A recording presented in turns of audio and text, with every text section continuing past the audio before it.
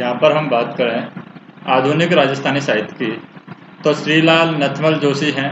इन्होंने वीणनी दो बींद और यहाँ पर परणयोड़ी गुम्बारी और समर्ण का ये ग्रंथ साहित्य लिखे हैं। स्वतंत्रता के बाद पहला राजस्थानी उपन्यास है यहाँ पर आश्वे पटकी और धोरारो दौरी, ये उपन्यास यहाँ पर लिखे गए हैं। विजयदान देता है, विजयदान देता ने क्या लिखा है? वातारी फुलवारी, तोड़ो राव और मारो बदलो, हिटलर और अलेखू दुविधा, ये विजयदान देता ने साहित्य लिखे हैं। लक्ष्मी कुमारी चूंडावत जो कि देवगढ़ की राजकुमारी थी, देवगढ़ कहाँ पर है? राजसमंद में। टाबरारी बाता और डूंगर जी जवारजीरी बात इन्होंने लिखी है। मासल रात इन्होंने लिखी है। एमोलक बाता, केरे चकवा बात, गिर ऊंचा ऊंचा गड़ा, राजस्थान की प्रेम कहानियां, हुंकारो दोसा, बागा भारमली, बगड़ावत और मुमल, ये सारे लक्ष्मी कुमारी चूंडावत ने लिखे हैं। कन्हैयालाल सेठिया की बात करें तो कन्हैयालाल सेठिया ने धरती दौरारी, लीलटांस, पाथल और पीथल, कुकू मिंजर और निर्ग्रंथ लिखे हैं। फिर बात करें यादवेंद्र शर्मा चंद्र की बीकानेर मिट्टी का कलंक यहाँ पर है, जैसे हु पूरी, किण पीवरी, खम्मा अन्नदाता, हजार घोड़ों का सवार, तासरो घर, जमारो, मेहंदी के फूल कहानी है ये, जोग संयोग, एक और मुख्यमंत्री, ये यादवेंद्र शर्मा चंद्र ने लिखी है। फिर मेघराज मुकुल की बात करें, उमंग, सेनानी और चंबरी, ये मेघराज मुकुल ने उपन्यास लिखे हैं।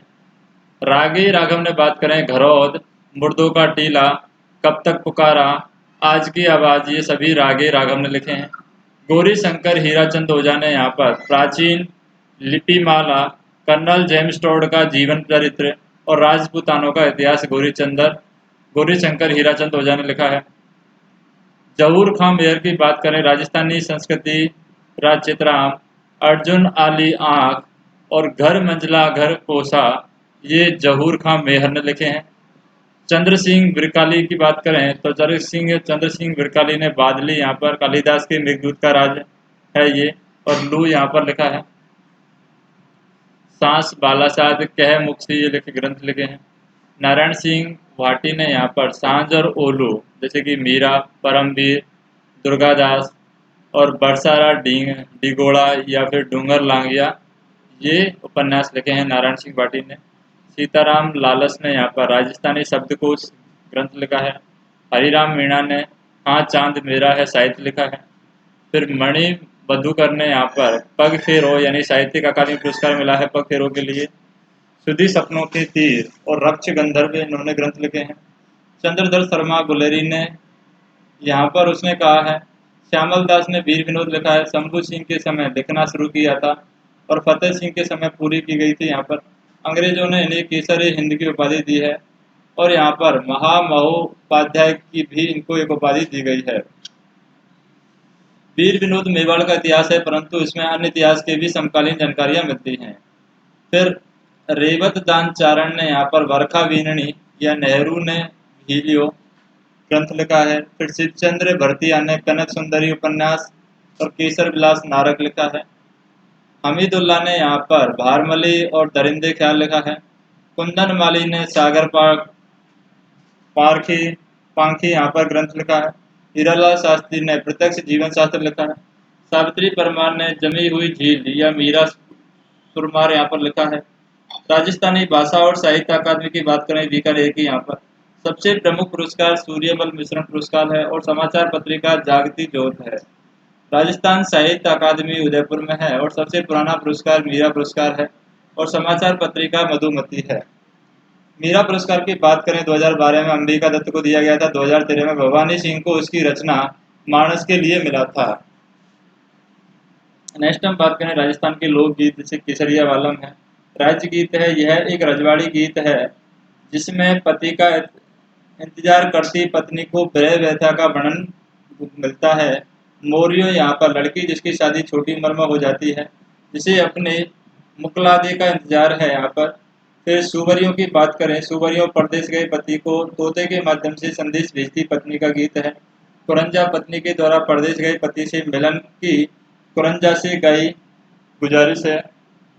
कागा, यहाँ पर कागा को उड़ाकर पत्नी अपने पति के आगमन का शगुन बनाती है। पपैये की बात करें, पत्नी एवं पति के बीच आदर्श दाम्पत्य प्रेम का सूचक है पपैये। पीपली की बात करें, विरह गीत है, इसमें पत्नी के द्वारा पति से परदेश न जाने की विनती की जाती है। लावणी की बात करें, इसका शाब्दिक अर्थ होता है बुलाना। पति के द्वारा पत्नी से मिलन का आग्रह होता है लावणी। हिंडो की बात करें, सावन के महीने में गाया जाने वाला गीत है हिंडो। कामण की बात करें, बर को जादू टोने से बचाने के लिए गाया जाने वाला गीत है कामण। सीठने की बात करें, सीठने विवाह आदि अवसरों पर महिलाओं के द्वारा गाए जाने वाला गीत है सीठने। गोरबंद, यहाँ पर ऊँट के गले का एक आभूषण है गोरबंद। चिरमी की बात करें, ससुराल में अपने पिता और भाई की प्रतीक्षा करती वधू द्वारा गाया जाता है चिरमी। फिर जीरा की बात करें, इसमें वधू अपने पति से जीरा नहीं रोने की विनती करती है। जच्चा की बात करें, संतान जन्म पर गाए जाने वाला गीत है बधावा। शुभ कार्यों के संपन्न होने पर गाया जाने वाला गीत है बंधावा। पावना, दामाद के ससुराल आने पर गाया जाने वाला गीत है पावना। मूमल, श्रृंगारिक विरह गीत है। घूमर की बात करें, मांगलिक अवसरों पर गाए जाने वाला गीत है जिसमें कन्या अपने माता से घूमर खेलने जाने की प्रार्थना करती है। हम सीधो मील, यहाँ पर भील महिलाओं के द्वारा गाया जाने वाला गीत है हम सीधो। पणिहारी, अपने पति व्रत धर्म पर अटल स्त्री का गीत है पणिहारी। कराली की बात करें, वीर रस प्रधान गीत है यहाँ पर। जलों की बात करें, बारात का डेरा देखने जाते समय महिलाओं के द्वारा गाए जाने वाला गीत है डीलो। बना बनी, विवाह के अवसर पर गाया जाने वाला गीत है। फिर घुड़चंडी, बिछुड़ो ग्रंथ गीत गाया जाता है। राजस्थान के लोक नाट्य की बात करें, लोक नाट्य में आ जाता है जैसे ख्याल। पौराणिक एवं ऐतिहासिक कथाओं की पदबद्ध करके नाटक के रूप में मंचन किया जाता है। इसमें सूत्रधार हलकारा होता है। कुचामणी ख्याल की बात करें, प्रवर्तक लच्छीराम है। इसमें महिला पात्रों की भूमिका पुरुषों के द्वारा निभाई जाती है। इसका स्वरूप ओपराव जैसा होता है। मुख्य कथाएं यहाँ पर चांद नीलगिरी, राव रीडमल और मीरा मंगल। उमंग राज की बात करें, कुचामणी ख्याल के प्रमुख कलाकार हैं। जयपुरी ख्याल की बात करें, इसमें महिला पात्रों की भूमिका महिलाएं ही निभाती हैं। हेला ख्याल में बात करें, दौसा, लालसोट और सवाई माधोपुर क्षेत्र में प्रसिद्ध है। वाद्य यंत्र यहाँ पर नौबत है। नुर्रा, यहाँ पर कलंगी की बात करें, तुकनगीर व साहे अली ने इसे लोकप्रिय बनाया। चंदेरी शासक के दरबार में थे और यहाँ तुर्रा से यहाँ पर शिव से और कलंगी यहाँ पर पार्वती से मतलब है। सहेड़ू सिंह और हम्बीर बेग ने इसे मेवाड़ में लोकप्रिय किया है। इसमें दो पक्ष आमने सामने बैठकर प्रतिस्पर्धा पूर्वक संवाद करते हैं जिसे गम्मत कहते हैं। तुर्रा कलंगी ख्याल में मंच की सजावट की जाती है और दर्शकों के भी भाग लेने की यहाँ पर संभावना रहती है। अन्य कलाकार देखें हम चेतराम, ताराचंद, जयदाल सोनी और ओंकार सिंह हैं। शेखावटी ख्याल की बात करें, नानूराम व दुहिया राणा ने इसे लोकप्रिय किया है। अली बख्शी ख्याल की बात करें, अलवर जिले में मुंडावर ठिकाने के नवाब अली बख्श के समय यह ख्याल शुरू हुई थी। कन्हैया ख्याल की बात करें, भरतपुर, धौलपुर, करौली क्षेत्र में लोकप्रिय है। कृष्ण लीलाओं का मंचन यहाँ पर किया जाता है। सूत्रधार रहे मेडिया। दाम्पत्य ख्याल की बात करें, अलवर क्षेत्र में लोकप्रिय है। भेंट के दंगल की बात करें, धौलपुर क्षेत्र में लोकप्रिय है और धार्मिक कहानियों का यहाँ पर मंचन किया जाता है। नौटंकी की बात करें, अलवर, भरतपुर, करौली क्षेत्र में लोकप्रिय है नौटंकी। प्रवर्तक हैं भूरेलाल और वर्तमान में प्रमुख कलाकार गिरिराज प्रसाद हैं और 8 प्रकार के वाद्य यंत्रों का यहाँ पर प्रयोग किया जाता है। नौटंकी यह हाथरस शैली के प्रभावित है और नौटंकी से प्रचलित कहानी अमर सिंह राठौड़, आला उदल, सत्यवान सावित्री, हरिश्चंद्र, तारावती है। ब्रह्मत की बात करें, बीकानेर और जैसलमेर क्षेत्र की लोकप्रिय है ये ब्रह्मत और पुष्करणा ब्राह्मणों के द्वारा खेली जाती है। होली और सावन के महीनों में रम्मत खेली जाती है। जैसलमेर में तेज कवि ने इसे लोकप्रिय किया था। तेज कवि की प्रसिद्ध रम्मतें बात करें, स्वतंत्र बावनी 1942 में महात्मा गांधी को दी गई भेंट है। मूमल, जोगी व्रतहरि और छेले तंबुलन है यहाँ पर। तेज कवि ने अंग्रेजों की नीतियों के खिलाफ थे और बीकानेर में पाटों पर रम्मत का मंचन किया जाता है।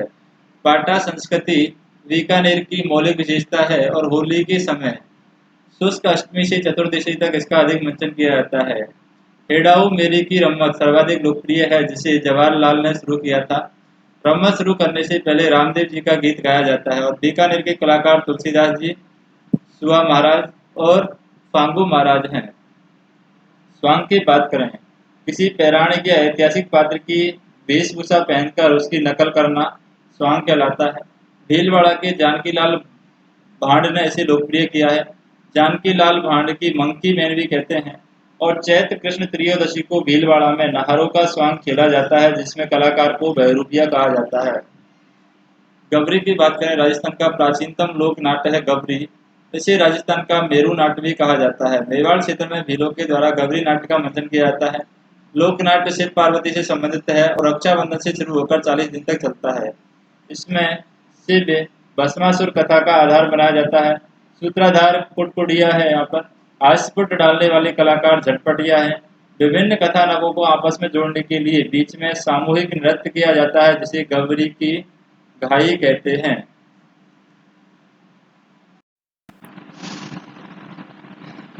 तमाशा की बात करें, तमाशा जयपुर में लोकप्रिय है और सवाई प्रताप सिंह के समय बंशीधर भट्ट महाराष्ट्र को तमाशा के लिए जयपुर लाया गया था। उस समय गोहर जान तमाशा में भाग लिया करती थी और होली के दिन जोगी जोगणा का तमाशा, शीलाष्टमी के दिन जुट्टन मियाँ का तमाशा होता था। चैत्र अमावस्या के दिन गोपीचंद का तमाशा होता था। भवाई की बात करें, गुजरात के सन्निकट राजस्थानी जिलों में अधिक लोकप्रिय है। इसमें संगीत पक्ष पर कम ध्यान दिया जाता है, बल्कि करतब पर अधिक दिखाए जाते हैं। भवाई लोक नाट्य व्यावसायिक प्रकृति का है और राजस्थान में मुख्य कलाकार रूप सिंह, तारा शर्मा और सांगीलाल हैं। महिला व पुरुष पात्रों को यहाँ पर सगेजी या सगाजी कहा जाता है। चार वेद की बात करें, टोंक क्षेत्र में लोकप्रिय है। मूलतः अफगानिस्तान का लोकप्रिय है। पहले इसे पश्तो भाषा में प्रस्तुत किया जाता था। मुख्य वाद्य यंत्र डफ है। टोंक नवाब फिजुल्ला खां के समय करीम खान निहंग ने इसे टोंक में लोकप्रिय किया था। फड़ की बात करें, कपड़े के पर्दे पर किसी देवता से संबंधित जीवन चरित्र का मंचन फड़ कहलाता है। 30 फीट लेंथ है, 5 फीट विड्थ है। फड़ का चित्रण किया जाता है। किसी देवता की मनौती पूरी होने पर फड़ बचवाते हैं। रासलीला की बात करें, इसे वल्लभाचार्य द्वारा शुरू किया गया। भगवान श्री कृष्ण से संबंधित घटनाओं का मंचन किया जाता है। भरतपुर क्षेत्र में लोकप्रिय है। शिवलाल कुमावत ने इसे भरतपुर में लोकप्रिय किया था और राम स्वरूप जी व हरगोविंद जी भी इसके मुख्य कलाकार रहे हैं। कामा और फुलेरा, कामा भरतपुर में, फुलेरा जयपुर में इसकी रासलीला प्रसिद्ध है। रामलीला की बात करें, तुलसीदास जी के द्वारा भगवान राम से संबंधित घटनाओं का मंचन किया जाता है। बिसाऊ जो झुंझुनू की रामलीला है, एक मूक अभिनय पर आधारित है। और भटऊ 12 यहाँ पर रासलीला में धनुष का भगवान राम द्वारा न तोड़ा जाना जनता द्वारा तोड़ा जाता है। यहाँ पर पाटुंदा कोटा में है, इसकी रामलीला भी प्रसिद्ध है। वेंकटेश्वर मंदिर भरतपुर में, भरतपुर के वेंकटेश मंदिर में इसकी पूजा होती है। संकादिक लीला की बात करें, संकादिक लीला चित्तौड़गढ़ के गोसुंडा व बस्ती नामक स्थान पर इसका मंचन किया जाता है, अश्वनी और कार्तिक के रूप में। मंचित देवता यहाँ पर गणेश, गोरा, काला भैरू और नरसिंह हिरणा कश्यप हैं। राजस्थान के प्रमुख मंदिरों की बात करें, किराड़ू के मंदिर हैं। महावर बाड़मेर के समीप है। किराड़ू का पुराना नाम किरात कूप है, जो परमार राजाओं की राजधानी थी। मुख्य मंदिर सोमेश्वर है। किराड़ू के मंदिरों को राजस्थान का खजुराहो कहते हैं और यह मंदिर नागर शैली में बने हुए हैं। सूर्य मंदिर की बात करें, झालरा पाटन झालावाड़ा में है। इसे 7 सहेलियों का मंदिर कहते हैं। कर्नल जेम्स टॉड ने 4 भुजा मंदिर भी कहा है, इसे पद्मनाभ मंदिर भी कहते हैं और यह मंदिर 10वीं शताब्दी में निर्मित हुआ है। अर्थुना के मंदिर की बात करें, बांसवाड़ा, अर्थुना भी परमारों की राजधानी थी। मुख्य मंदिर हनुमान जी का मंदिर है। यहाँ पर 11वीं और 12वीं शताब्दी में बने हुए हैं। इन्हें बागड़ का खाजुराहो कहते हैं। रणकपुर के जैन मंदिरों की बात करें, कुंभा के समय रणक शाह द्वारा निर्मित है और मुख्य मंदिर यहाँ पर चौमुखा मंदिर है। वास्तुकार दीपक है यहाँ पर। इस मंदिर में 1444 खंभे हैं, अतः इसे खंभों का अजायब घर कहते हैं। और इस मंदिर के पास ही नेमिनाथ मंदिर है, जिसे वैश्याओं का मंदिर भी कहते हैं। दिलवाड़ा के जैन मंदिर की बात करें, सिरोही में है दिलवाड़ा का जैन मंदिर। बिमल सही मंदिर है। इसका निर्माण 1031 ईस्वी में भीमसाय, गुजरात के चालुक्य राजा का मंत्री ने करवाया था। नेमिनाथ मंदिर की बात करें, चालुक्य राजा धवल के मंत्री तेजपाल एवं वास्तुपाल ने इसका निर्माण करवाया था। इसे देवरानी और जेठानी का मंदिर भी कहते हैं। पुष्कर के मंदिर की बात करें, यहाँ ब्रह्मा जी का मंदिर बना हुआ है, जिसका निर्माण गोकुल चंद पारिक ने करवाया है। यहाँ कार्तिक पूर्णिमा का मेला बढ़ता है। यहाँ सावित्री माता का मंदिर भी है। यहाँ रंगनाथ मंदिर भी बना हुआ है, जो द्रविड़ शैली का है। और पुष्कर की कोकर्ण तीर्थ भी यहाँ पर कहा जाता है। और ब्रह्मा जी के यहाँ पर अन्य मंदिर है, जैसे कि आसोतरा बाड़मेर में है और छींच बांसवाड़ा में यहाँ पर मंदिर है। एकलिंग जी के मंदिर की बात करें, कैलाशपुरी उदयपुर के नागदा के समीप है। यहाँ पर 18वीं सदी में बप्पा रावल ने इसका निर्माण करवाया था। फिर सहस्त्र बाहु के मंदिर की बात करें, नागदा उदयपुर में है, इसे साउस बाहु का मंदिर भी कहते हैं। नवग्रहों का मंदिर किशनगढ़ अजमेर में है। सांवलिया जी का मंदिर मंडाफिया चित्तौड़गढ़ में है, इसे चोरों का मंदिर भी कहते हैं। हर्षद माता का मंदिर है। फिर यहाँ पर देखें, कपिल मुनि का मंदिर कौलायत बीकानेर में। कार्तिक पूर्णिमा का यहाँ पर मेला बढ़ता है। कपिल मुनि सांख्य दर्शन के प्रेरणा थे। अंबिका माता की बात करें, जगत यहाँ पर उदयपुर में है, इसे मेवाड़ का खजुराहो कहते हैं। इसे राजस्थान का मिनी खजुराहो भी कहते हैं। कसुआ माता का मंदिर है कोटा में। मौर्य राजा धवल ने शिव मंदिर बनवाया था, जिसमें 1000 शिवलिंग हैं। और यहाँ गुप्तेश्वर महादेव का मंदिर भी है, जिसके दर्शन नहीं किए जाते हैं। फिर शीतलेश्वर महादेव हैं झालावाड़। कर्नल टॉड ने झालरा पाटन को घाटियों का शहर कहा है और इसका निर्माण 689 में हुआ है और राजस्थान का प्राचीनतम यहाँ पर तिथि युक्त मंदिर है। महामंदिर की बात करें, जोधपुर में है, राजा मानसिंह के द्वारा निर्मित है और नाथ संप्रदाय का सबसे बड़ा मंदिर है। सीरी मंदिर की बात करें, यहाँ पर जालौर जोधपुर के राजा मानसिंह ने इसका निर्माण करवाया था। फिर यहाँ पर हम बात करें, बीकानेर में 5वें जैन तीर्थकर सुमतिनाथ का मंदिर है। इसके निर्माण में पाती की जगह यहाँ पर क्या घी का प्रयोग किया गया था पानी की जगह। किसका मंदिर है ये? भंडार साहिब जग मंदिर है, जो बीकानेर में बने हुए हैं। 27 मंदिर है चित्तौड़गढ़ में, 11वीं शताब्दी के जैन मंदिर है। और यहाँ पर मंडदेवरा मंदिर है, अटरू 12 में है, इसे हाड़ौती का खजुराहो कहते हैं और राजस्थान का मिनी खजुराहो भी यहाँ पर भंडदेवरा मंदिर को कहा जाता है। फूलदेवरा मंदिर की बात करें, 12 में है, इसे मामा भांजा मंदिर भी कहते हैं। और सोनू जी की नसिया होती है अजमेर में, इसे बाल मंदिर भी कहते हैं। 1864 में मूलचंद सोनी ने इसका निर्माण करवाया था। खड़े गणेश जी का मंदिर कोटा में है। बाजणा गणेश जी का मंदिर सिरोही में है। सारणेश्वर महादेव का मंदिर सिरोही में है। नाचना गणेश मंदिर अलवर में है। श्री गणेश मंदिर रणथंभौर में है। हेरम्ब गणपति बीकानेर जूनागढ़ जिले में और गणपति शेर पर सवार हैं। रावण मंदिर यहाँ पर मंडोर जोधपुर में है और श्रीमाली ब्राह्मण पूजा यहाँ पर करते हैं। विभीषण मंदिर कैथून कोटा में है और खोड़ा गणेश यहाँ पर अजमेर में है। रबोड़ा गणेश या खोड़ा गणेश अजमेर में है। रोकड़िया गणेश जैसलमेर में है। सालासर बालाजी चूरू में है, बालाजी के दाढ़ी मूछे यहाँ पर। और 72 जिनालय भीनमाल जालौर में है, बताया आगरा से जयपुर जाते हैं तो। पावापुरी जैन मंदिर सिरोही में है। नारेली के जैन मंदिर अजमेर में है और बालापीर नागौर में है। कुम्हारी यहाँ खिलौने चढ़ाए जाते हैं। मूसला महावीर गांधीराव पाली में है। 33 करोड़ देवी देवताओं का मंदिर बीकानेर जूनागढ़ में है। 33 करोड़ देवी देवताओं का साल मंडोर अभय सिंह के द्वारा निर्मित है। नीलकंठ महादेव का मंदिर अलवर अजयपाल के द्वारा बनाया गया है। मालासी भैरू जी का मंदिर मालासी चूरू में है, यहाँ भैरू जी की उल्टी मूर्ति लगी है। खाटू श्याम जी का मंदिर है खाटू सीकर में और भरोही का मंदिर है। कल्याण जी का मंदिर डिग्गी टोंक में है। अन्य मंदिरों की बात करें, जैसे ऋषभ देव जी का मंदिर उदयपुर में है। पूरे देश में एकमात्र यही ऐसा मंदिर है जहाँ सभी संप्रदाय व जाति श्वेतांबर दिगंबर जैन शैव वैष्णव वीर के लोग आते हैं। ऋषभ देव जी का मंदिर है ये उदयपुर में। फिर सिरियारी मंदिर पाली का है। जैन श्वेतांबर तेरापंथी के प्रथम आचार्य श्री सिसरु की निर्वाण स्थली है यहाँ पर। मुकुंदरा का शिव मंदिर है कोटा में, राजस्थान का एकमात्र गुप्तकालीन मंदिर है। स्वर्ण मंदिर पाली में है, जिसे गेटवे ऑफ गोल्डन या मिनी मुंबई के नाम से जाना जाता है पाली के अंदर। सुंधा माता का मंदिर जालौर में है। राजस्थान का प्रथम रोपवे यहाँ पर बनाया गया है। नागर शैली का अंतिम एवं सबसे भव्य मंदिर सोमेश्वर किराड़ू में है, गुर्जर प्रतिहार कालीन है। पंचायतन शैली का प्रथम उदाहरण यहाँ पर राजस्थान में भौमिया का हरिष्ट मंदिर में मिलता है। भारत में प्रथम उदाहरण देवगढ़ झांसी का दशावतार मंदिर है और नाकोड़ा भैरव जी यहाँ पर बालोतरा में है ये मंदिर। फिर राजस्थान की मस्जिदें एवं मंजारे की बात करें, ईदगाह मस्जिद जयपुर में है और मलिक शाह का दरगाह जालौर में है। मीठी शाह का दरगाह गणगौर यहाँ पर गणरौण में है। गुलाब खां का मकबरा जोधपुर में है। गुलाब कलंदर का मकबरा जोधपुर में है। गमता गाजी बीनार में है जोधपुर और भूरे खां का मंजार है यहाँ पर मेहरानगढ़ जोधपुर में है। इकमीनार का मंदिर जोधपुर में है और सरफदर जंग का दरगाह यहाँ पर अलवर में है।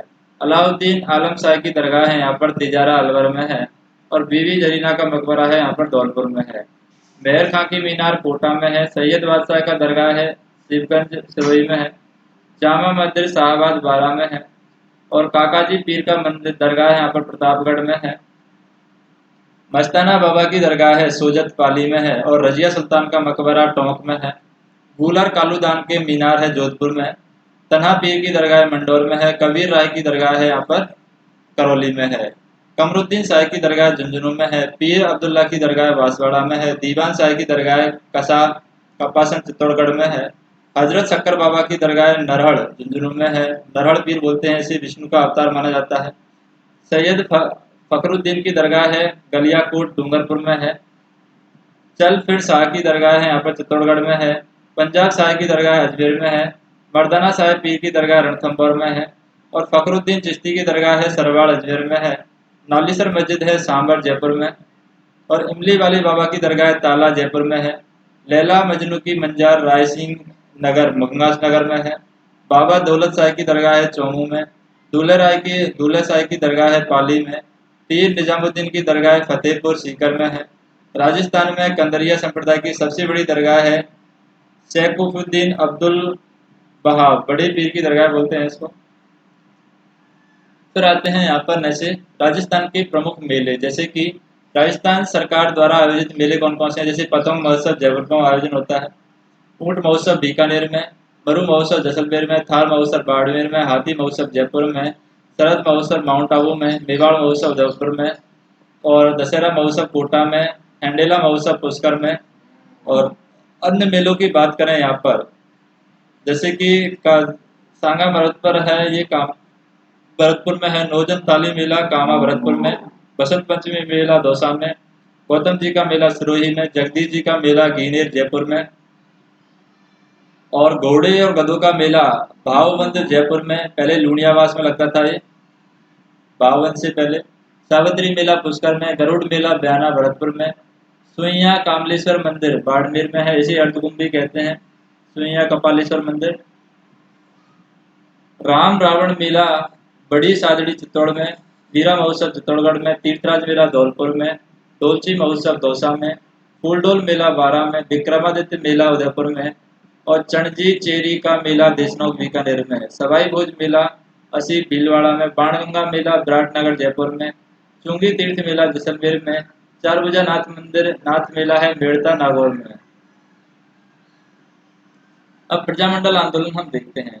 रियासतों में कुशासन की समाप्त कर उत्तरदायी शासन की स्थापना करने और राजनीतिक जनजागृति पैदा करने और नागरिकों के मौलिक अधिकारों को बहाली करने के उद्देश्य से किए गए आंदोलन प्रजामंडल आंदोलन के नाम से जाने जाते हैं। 1938 में कांग्रेस के हरिपुरा अधिवेशन के बाद देशी रियासतों में चल रहे संघर्ष को कांग्रेस ने अपना समर्थन दिया। 1927 में मुंबई में अखिल भारतीय देशी राज्य की लोक परिषद की स्थापना की गई, जिसकी रियासती इकाइयों को प्रजामंडल के नाम से जाना जाता है। मारवाड़ सेवा संघ की बात करें, 1920 में जयनारायण व्यास व चांदवन सुराणा मारवाड़ सेवा संघ का गठन किया गया, जिसका उद्देश्य जन जागृति पैदा कर मारवाड़ रियासत में उत्तरदायी शासन की स्थापना करवाना था। मारवाड़ सेवा संघ राजस्थान सेवा संघ की एक इकाई थी। यहाँ पर तोल आंदोलन की बात करें, मारवाड़ रियासत में ब्रिटिश भारत की तर्ज पर तोले के स्थान पर 80 तोले का एक सेर कर दिया गया। मारवाड़ सेवा संघ के कार्यकर्ताओं के द्वारा इसके खिलाफ आंदोलन चलाया गया, अतः सरदार को अपना निर्णय यहाँ पर बदलना पड़ा। मारवाड़ यूथ लीग की बात करें, 10 मई 1931 को जयनारायण व्यास के द्वारा मारवाड़ रियासत में इस संगठन की स्थापना की गई। चंडावल घटना की बात करें, मई 1942 में चंडावल पाली नामक स्थान पर मारवाड़ प्रजा परिषद के कार्यकर्ताओं को एक सभा पर रियासती सैनिकों द्वारा हमला किया गया, फलस्वरूप कई कार्यकर्ता घायल हो गए। डाबड़ा कांड की बात करें, 13 मार्च 1949 को डाबड़ा नागौर नामक स्थान पर मारवाड़ प्रजामंडल के कार्यकर्ताओं को एक सभा मोतीलाल नामक एक किसान के घर पर हो रही थी और डीडवाना परगने की जागीर के द्वारा कार्यकर्ताओं पर हमला करवाया गया। प्रजामंडल के मुख्य नेता चुन्नीलाल समेत 12 लोग मारे गए और मथुरादास माथुर घायल हो गए। सर्वहित कहानी सभा की बात करें, 1913 में बीकानेर प्रजामंडल के कार्यकर्ता स्वामी गोपाल दास और कन्हैया लाल के द्वारा शुरू में इसकी स्थापना की गई और इसके तहत बालिका शिक्षा के लिए पुत्री पाठशाला और दलित शिक्षा के लिए कबीर पाठशालाएं खोली गई। बीकानेर षड्यंत्र अभियोग की बात करें, बीकानेर महाराजा गंगा सिंह जब दूसरे गोल में सम्मेलन में भाग लेने के लिए लंदन गए, तब वहां पर बीकानेर रियासत के कार्यकर्ताओं के द्वारा बीकानेर दिग्दर्शन यानी बीकानेर में प्रशासन को बताने वाली नामक पत्रिका बंटवाई गई। इसके दंड स्वरूप स्वामी गोपाल दास, चंदनमल बहड़ और सत्यनारायण सर्राफ बीकानेर षड्यंत्र मुकदमा यहाँ पर चलाया गया। जेंटलमैन एग्रीमेंट की बात करें, भारत छोड़ो आंदोलन के समय सितंबर 1942 में जयपुर प्रजामंडल के नेता हीरालाल शास्त्री व जयपुर के प्रधानमंत्री मिर्ना इस्माइल के मध्य एक समझौता हुआ जिसे जेंटलमैन ऑफ एग्रीमेंट कहते हैं। इसके तहत यह तय किया गया कि जयपुर रियासत अंग्रेजों को जनधन से सहायता नहीं करेगी, प्रजामंडल के कार्यकर्ता शांतिपूर्ण विरोध कर सकेंगे तथा कार्यकर्ताओं की गिरफ्तारी नहीं की जाएगी। राज्य में उत्तरदायी शासन स्थापित करने के प्रयास किए जाएंगे। जयपुर प्रजामंडल भारत छोड़ो आंदोलन में भाग नहीं लेगा। आजाद मोर्चा की बात करें, जयपुर प्रजामंडल के द्वारा क्वाइट इंडिया मूवमेंट में भाग नहीं लेने के हीरालाल शास्त्री के निर्णय से नाराज कार्यकर्ताओं ने बाबा हरीशचंद्र के नेतृत्व में आजाद मोर्चा का गठन किया तथा भारत छोड़ो आंदोलन में भाग लिया, जिसके अन्य नेता थे रामकरण जोशी, दौलत बल भंडारी और गुलाब चंद कांसलीवाल थे। फिर हम देखें, यहाँ पर एक कांड होता है, तसीमो कांड है। अप्रैल 1949 को धौलपुर प्रजामंडल के तसीमो नामक गांव में पुलिस फायरिंग की गई, जिसमें पंचम सिंह और छत्तर सिंह और 2 कार्यकर्ता शहीद हो गए। राष्ट्रपाल घटना की बात करें, बागड़ सेवा संघ के द्वारा संचालित विद्यालयों को बंद करवाने गए डूंगरपुर राज्य के सैनिकों ने राष्ट्रपाल नामक गांव में विद्यालय बंद नहीं करवाने पर अध्यापक नाना भाई की गोली मारकर हत्या कर दी तथा दूसरे अध्यापक सेवका भाई की गाड़ी के पीछे बांधकर घसीटा गया। 13 वर्षीय भील बालिका कालीबाई अध्यापिका सेगाबाई को बचाने के प्रयास में पुलिस की गोलियों का शिकार हो गई और शहीद हो गई। तो ये 19 जून 1947 को शहीद हो गई थी।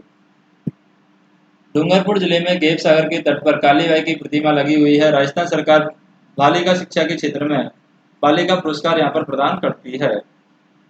कटराथल सम्मेलन की बात करें, 25 अप्रैल 1934 को कटराथल सीकर नामक स्थान पर महिलाओं से दुर्व्यवहार के खिलाफ किशोरी देवी यानी किसान नेता हरलाल सिंह के नेतृत्व में 10,000 महिलाओं का एक सम्मेलन हुआ। इसमें भरतपुर के किसान नेता ठाकुर देवराज की पत्नी उत्तमा देवी ने भाग लिया। कूदन हत्याकांड की बात करें, अप्रैल 1934 में कूदन सीकर नामक गांव में पुलिस अधिकारी कैप्टन वेब के द्वारा फायरिंग कर दी गई। इसमें कई किसान मारे गए और इस हत्याकांड की चर्चा लंदन के हाउस ऑफ कॉमन्स में भी हुई। महत्वपूर्ण संगठन की बात करें, देव हितैषणी सभा मेवाड़ रियासत में विवाह संबंधी सुधार करने के उद्देश्य से 2 जुलाई 1877 को महाराणा सज्जन सिंह की अध्यक्षता में समाज सुधार संगठन बनाया गया, जिसके उद्देश्य विवाह के समय होने वाले खर्च को कम करना एवं बहुविवाह निषेध करना। समाज सुधार के परिप्रेक्ष्य में किसी रियासत में हुआ पहला प्रयास कवि राजा श्यामल दास वीर विनोद के लेखक और उसके सदस्य थे। वाल्टर कृत राजपूत हितकारिणी सभा की बात करें, जनवरी 1889 में एजीजे वाल्टर ने राजपूतों में विवाह संबंधी सुधार करने के लिए सभा का गठन किया। विवाह योग्य आयु निश्चित करना, लड़के के लिए 18, लड़की के लिए 14 वर्ष, बहुविवाह बंद करना और टीका और रीत बंद करना।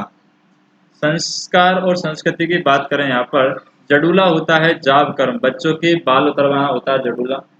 बरी पड़ला होता है बर पक्ष के लोगों के द्वारा वधु पक्ष के लोगों के लिए लेकर जाने वाले उपहार बरी पड़ला होता है। रामेला या मधुपर्क होता है शादी पर वधु द्वारा बर पक्ष की अगवानी करना रामेला कहलाता है। मोड़ बांधना होते हैं बर को बारात में चढ़ाते समय मांगलिक कार्य किए जाते हैं, उसे मोड़ बांधना कहते हैं। नांगल की बात करें, नए घर का उद्घाटन होता है नांगल। चौकन डोरा की बात करें, बर को शादी पूर्व बांधे जाने वाला डोरा होता है कंगन डोरा। और यहाँ पर रंगभरी और समुंडनी यहाँ पर शादी के बाद वधु पक्ष द्वारा बर पक्ष को दिया जाने वाला उपहार होता है समडूनी।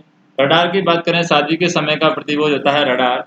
सोना और मुकलावा होता है बाल विवाह होने पर बाद में लड़की की पहली विदाई, जब लड़की पहली बार ससुराल जाती है उसे बोलते हैं मुकलावा या गोना। सूचक या जामना होता है नवजात के जन्म पर ननिहाल पक्ष की ओर से दिया जाने वाले आभूषण जामना कहलाता है। किसी अवसर पर अफीम की मनोहार यहाँ पर रोहन कहलाती है। बैकुंठी या चंदोल की बात करें, शव यात्रा होती है। फिर अधेटा होता है शमशान ले जाते समय रास्ते में अर्थी की दिशा बदलना, अच्छे अधेटा कहलाता है। पगड़ी की बात करें, घर में मुखिया की मृत्यु के बाद उत्तराधिकारी चुना जाना पगड़ी कहलाता है। शांत खड़ा की बात करें, मृत्यु के बाद दी जाने वाली संतावना शांत खड़ा कहलाता है। फूल चूगना, मृत्यु के पश्चात अस्थि एकत्रित करना फूल चूगना कहलाता है। राजस्थान में सामंती व्यवस्था की बात करें, सामंती व्यवस्था राजस्थान में सामंती व्यवस्था से तात्पर्य उस व्यवस्था से है जो रक्त संबंधों पर आधारित कुलीय, प्रशासनिक और सैनिक व्यवस्था होती थी, जिसमें राजा समकक्षों में प्रथम होता था, जैसे कलीबाई संस्कृति।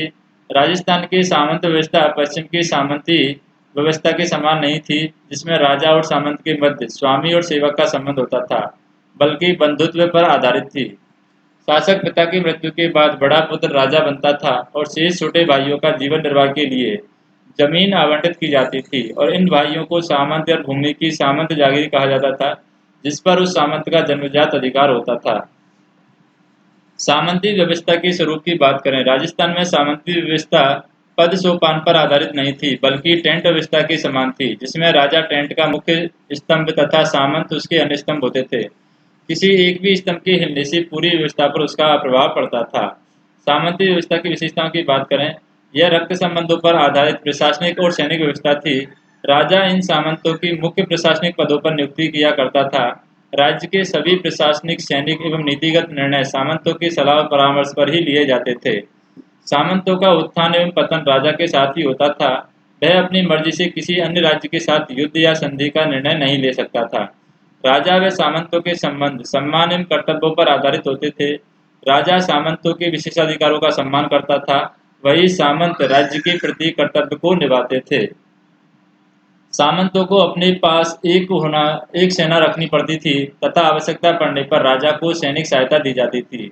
यह युद्ध व शांति काल दोनों में रहती थी। इस अनिवार्य सैनिक सहायता के पीछे यह भावना रहती थी कि उस राज्य की भूमि पर सबका सामूहिक अधिकार रहे।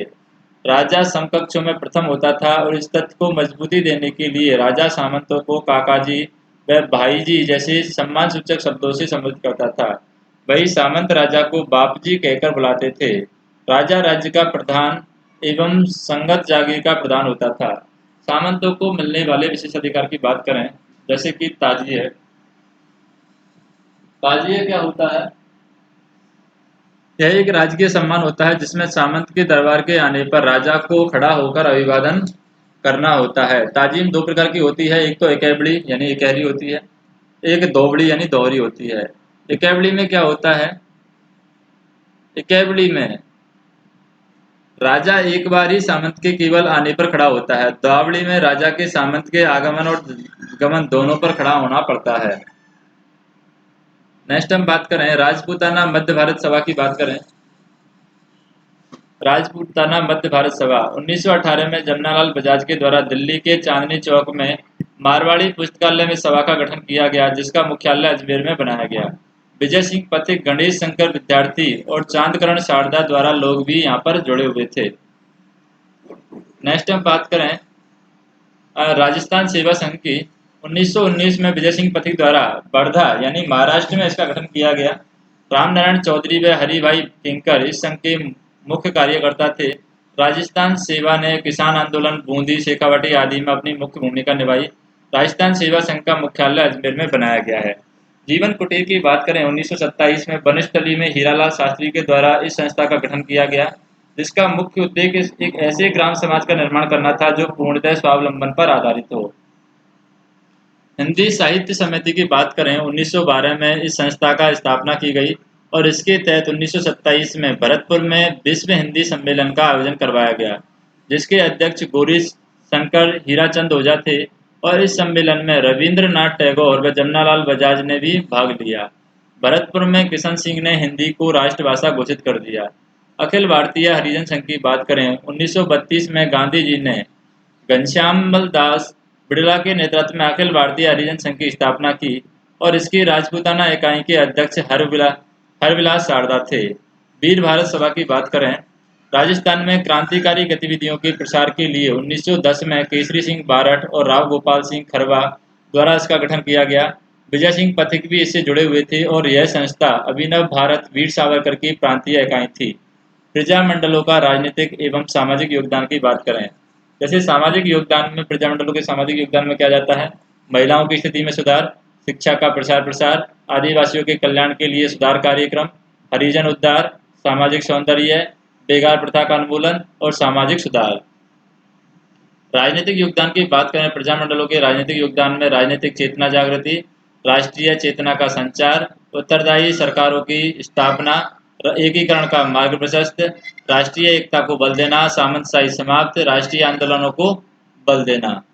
नेक्स्ट हम देखें यहाँ पर वाहे पसाब की बात करें, इसमें जब कोई सामंत राजा के दरबार में आता है तो वह अपनी तलवार राजा के पैरों में रखकर उसके पैरों को छूता था और बदले में राजा उसके कंधों पर हाथ रखता था। हाथ का कुरब की बात करें, इसमें भी सामंत राजा के पैरों में तलवार रखकर उसके पैरों को छूता था और बदले में राजा उसके कंधे पर हाथ रखकर हाथ को हृदय से लगा लेता था। सामंतों के द्वारा दिए जाने वाले राज्यों के कर के बारे में बात करें, जैसे कि रेख यह किसी भी जागीर का अनुमानित भू राजस्व होता था जो उस जागीर के पट्टे पर लिखा होता था। भर्तु लेख की बात करें, जागीर का वास्तविक भू राजस्व जो सामंत राज्य को बढ़ता था। पट्टा लेख की बात करें, पट्टे में लिखा अनुमानित भू राजस्व पट्टा लेख होता है।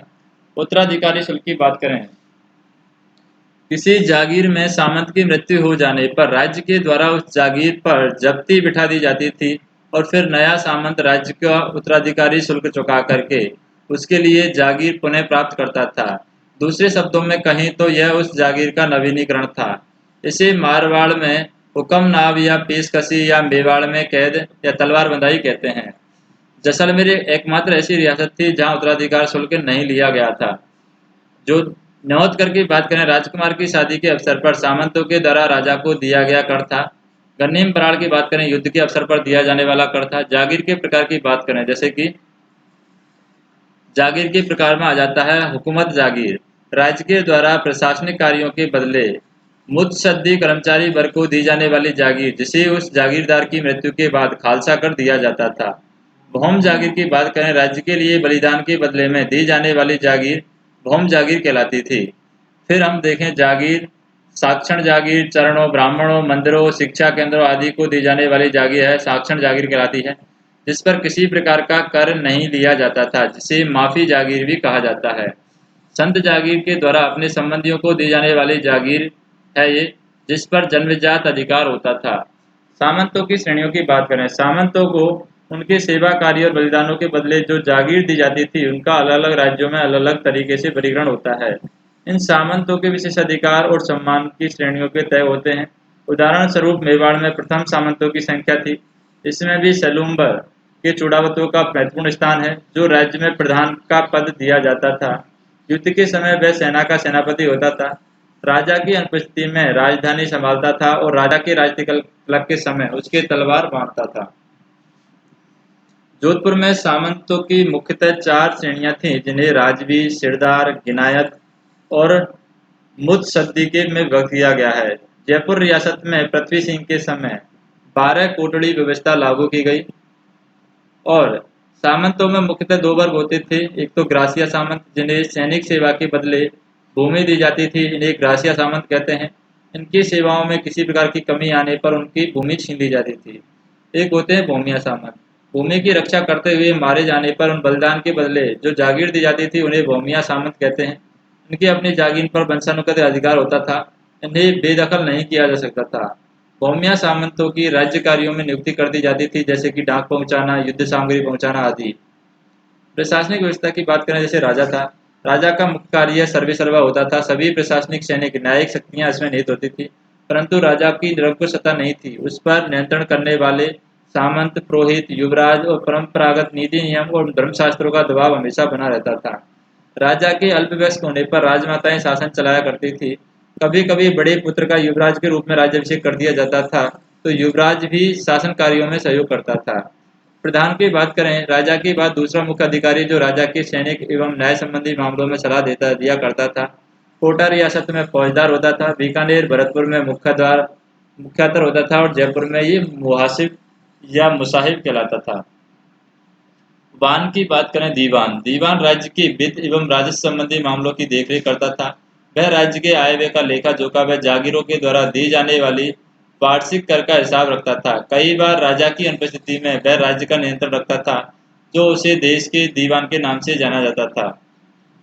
राजस्थान का या राजा का मुख्य सलाहकार होता था एक साहिब की बात करें, यह सैन्य विभाग पर नियंत्रण रखता था। सैनिक सामग्रियों की बात करें, और सैनिकों के अनुशासन और प्रशिक्षण की व्यवस्था करता था। सिकदार होता है, सिकदार नगर कोतवाल होता है जो नगर में कानून व्यवस्था और शांति बनाए रखने का प्रयास करता है। खान सामा की बात करें, यह राजा का विश्वसनीय अधिकारी होता है। खान सामा जो राजकीय सामंतों की खरीद, राजमहल की आवश्यकताओं की पूर्ति तथा राष्ट्रीय राजकीय उद्योगों के सामानों का क्रय विक्रय किया करता था। इस पद पर राजा किसी ईमानदार व्यक्ति की नियुक्ति करता था। वकील की बात करें, यह राजधानी में ठिकाने का प्रतिनिधि होता था। मीर मुंशी की बात करें, यह कूटनीतिक पत्र व्यवहार का कार्य देखता है। रुक्का की बात करें, राजा के द्वारा सामंतों को भेजे जाने वाले पत्र रुक्का कहलाते हैं। खरीता की बात करें, राजा को किसी दूसरे राजा को भेजे जाने वाले पत्र हैं खरीता। ग्राम प्रशासन की बात करें, जैसे मोजा गांव है, ग्राम में पटवारी होते हैं और चौधरी होते हैं पटेल। तपो गांवों का समूह होता है। तफेदार फसल कटते समय राज्य के भू राजस्व को निश्चित करता है। भू राजस्व प्रबंध की प्रशासन की बात करें, भूमि के दो भागों में व्यक्त किया जाता है। एक तो चरणोदा भूमि गोचर, यहाँ पर सार्वजनिक भूमि जिसे राजा भी खालसा घोषित नहीं कर सकता है। दूसरी होती है कृषि भूमि, खेती की जाती है। यहाँ पर किसान भी दो तरह के होते हैं, एक तो गैर बापीदार, एक बापीदार। दाखला पट्टा कुएं खुदवा सकते हैं, लकड़ी उपयोग में ले सकते हैं, ये मालिकाना हक जता सकते हैं यहाँ पर। जबकि गैर बापीदार होते हैं, खेतिहर मजदूर होते हैं, सिकमी किसान उनको बोल सकते हैं। भू राजस्व को भोग हासिल और लगान कहा जाता है। बारानी की बात करें, बारानी व उन्नाव भूमि पर भू राजस्व अलग अलग होता है। तालाबों, नहरों, कुओं की संचित कृषि की जाती है। बारानी में बरसात के पानी में संचित कृषि की जाती है। जयपुर में उन्नाव भूमि पर राजस्व बारानी भूमि की 1.5 गुना होती है। भू राजस्व वसूलने के तरीके क्या हैं?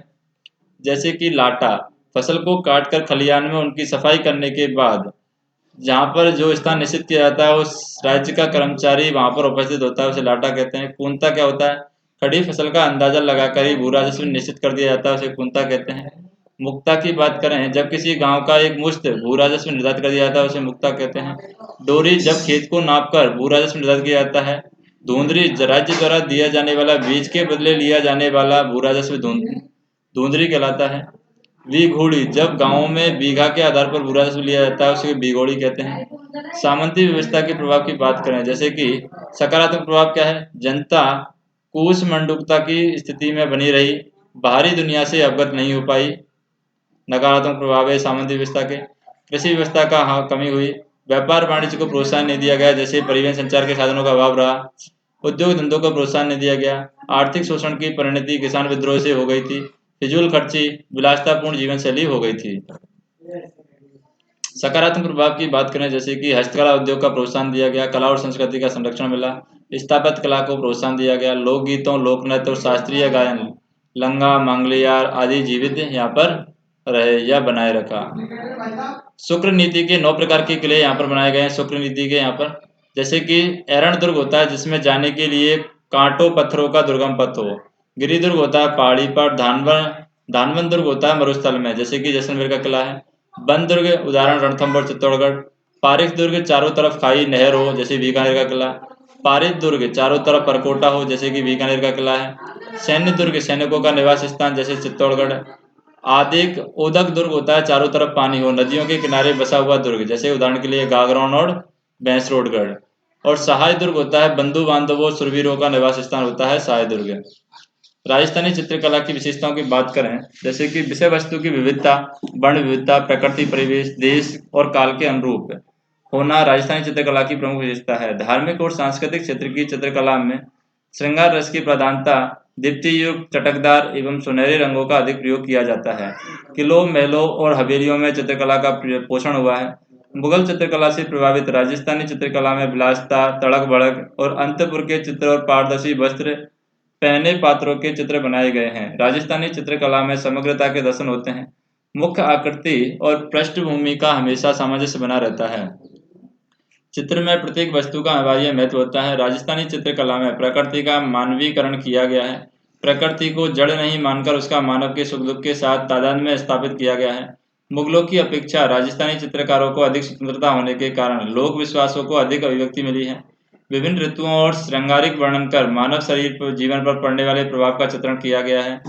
राजस्थान चित्रकला में नारी सौंदर्य का चित्रण अधिक किया गया है। प्राकृतिक सौंदर्य का अधिक चित्रण होने के कारण राजस्थानी चित्रकला है वो अधिक मनोरम है। राजस्थान के संगीतबद्ध जातियां हम देखें, जैसे ढोली है, राणा है, लांगा है, मांगणियार है, कलावंत, बम्बई, कंजर, भोपा, डाडी। लोकगीतों की विशेषता बात करें, मनुष्य मन के सुख दुख की भावनाओं का मौलिक रूप से लयबद्ध होना ही लोकगीत कहलाता है। राजस्थानी लोकगीत में पेड़ पौधों का वर्णन कर प्रकृति के साथ लोगों का जुड़ाव प्रकट किया जाता है, जैसे चिरमी, पीपली, जीरा। पशु पक्षियों के माध्यम से गृहिणी महिलाओं को अपने प्रियतम के पास संदेश भेजते हैं। उन पक्षियों को अपने परिवार के सदस्य के समान माना जाता है, जैसे कि कुरंजा, सुवटिया, मोरिया और बिच्छूड़ों। राजस्थानी लोकगीतों में काम और श्रृंगार रस का प्रयोग हुआ है, परंतु कहीं भी यौन संबंधों की स्वतंत्रता की बात नहीं की गई है। ये पति पत्नी के निर्मल दाम्पत्य प्रेम के गीत हैं। राजस्थानी लोकगीतों में हमारे लोक विश्वासों की मुखर अभिव्यक्ति हुई है। विभिन्न देवी देवताओं पर लिखे गए गीत निराश मनुष्य को भी आशा का संचार करते हैं। राजस्थानी लोकगीतों में पायल की झनकार और तलवार की टकार दोनों ही सुनाई देती है। सामंती परिवेश में लिखे गए राजस्थानी लोकगीतों में वीर रस की प्रधानता है।